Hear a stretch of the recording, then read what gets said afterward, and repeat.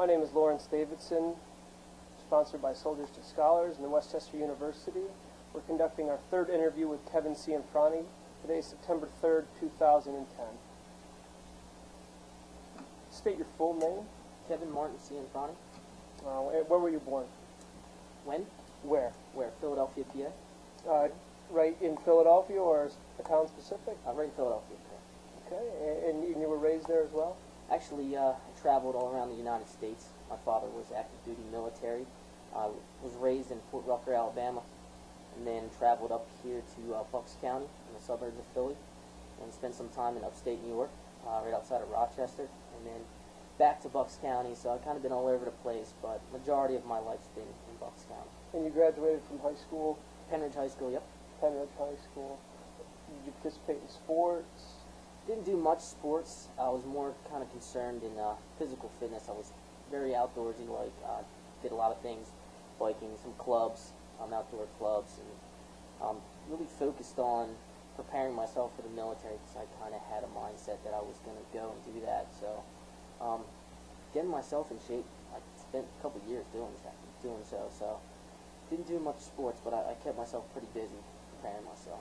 Could you describe your family? I have one older brother. Like I said, my father was in aviation, active duty, lieutenant colonel, so I did a little traveling.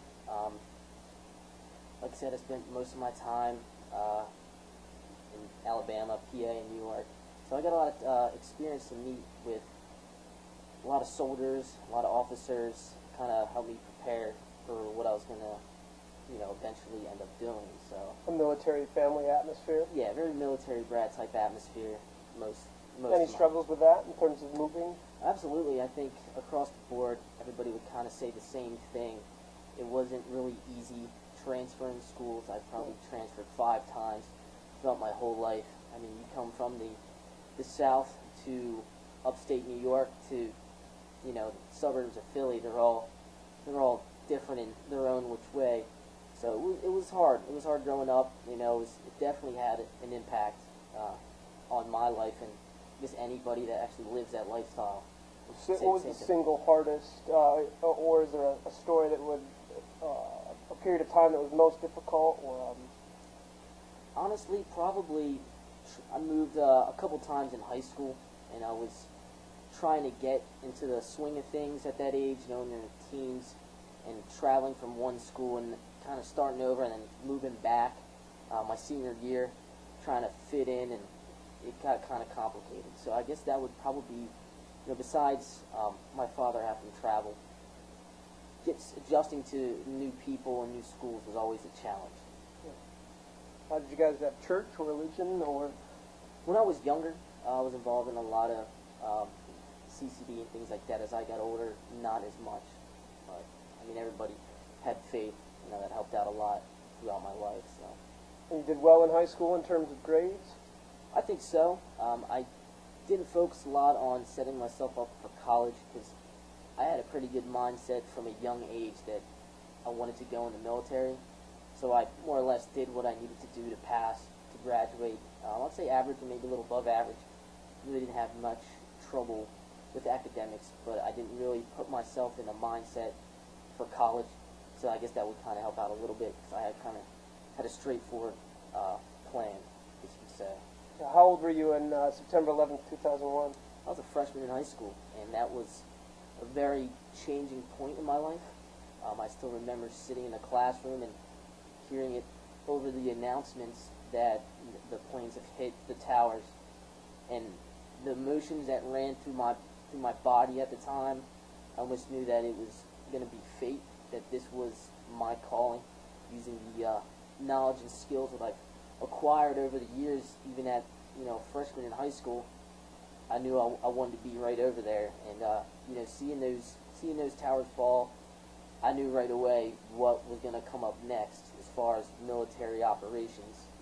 Having my father in the military at the time, I kind of had, I wouldn't say an inside, but had a good dinner table talk. Yeah, a good idea what was going to happen. So it was definitely a game changer for me, and I knew from that point on that this is the route I was going to take.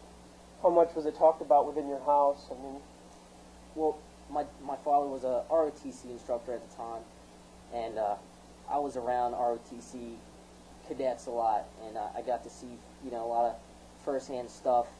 So we didn't really talk about it much at the dinner table because it was talked, all over the place. So he knew what was going to happen, and I knew what was going to happen, and he was very supportive of what the upcoming events were until, '03, the invasion kicked off, and that was another spark, for motivation for me, and, my family knew that was the route that I was going to take. Hey, so previous to 2001, you were interested in the military regardless because Sure. Because of your experience with your father? Correct. Despite the fact that you had difficulties moving around and that didn't temper your enthusiasm for being in the military? Yeah, I think a little bit. I was before 9/11. I kind of was like, yeah, this is a good interest of mine. But when you're in middle school, people don't really know what they want to do. They kind of have ideas. College is opportunity. Even a freshman in high school, I was still kind of wishy-washy. But moving around too, I kind of knew this is the way I was raised. This is my lifestyle. It would only be to my advantage to take this route, but didn't really put that much thought until probably after 9/11 and '03 when the invasion kicked off that my focus really geared to that plan of mine and goal. And your father's encouragement or suggestions or? He's an officer. The way the officers are, and he.